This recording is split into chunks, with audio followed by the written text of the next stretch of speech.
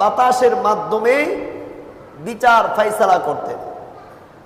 অর্থাৎ যখন তার রাজ দরবারে বাদী বিবাদী মামলা মুকদ্দমা নিয়ে আসতো, তখন বাদীকে এক জায়গায় আর বিবাদীকে আরেক জায়গায় দাঁড় করায় দিতেন। যখন সত্যবাদী সত্য কথা বলতো, ন্যায় যিনি সৎ মানুষ অনেস্ট, তিনি যখন কথা বলতেন তখন বাতাস স্থির থাকতো। সুবহানাল্লাহ।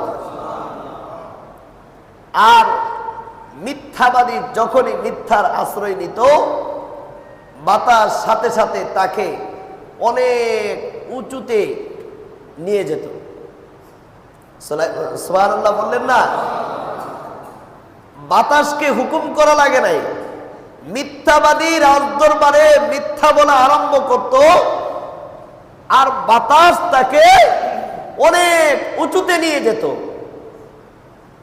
অনেক উঁচুতে তুলে বাতাস তাকে অনেক জোরে মাটিতে আছাড় মেরে ফেলে দিত। প্রমাণিত হতো যে ইনি মিথ্যুক, মিথ্যাবাদী।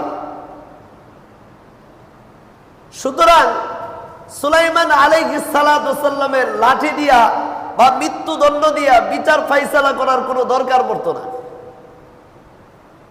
বাতাসেই বিচার ফাইসালা করে দিত। একবারে মিথ্যাবাদী মিথ্যা বলার সাথে সাথে অনেক উঁচুতে তুলে মাটিতে আছাড় দিয়ে ফেলে দিত বাতাস। এটা আল্লাহ তাআলার একটা বিশেষ কুদরত। এক এক যুগে এক একভাবে বিচার ফাইসালা হতো। আল্লাহ তাআলা পৃথিবীতে এমন একজন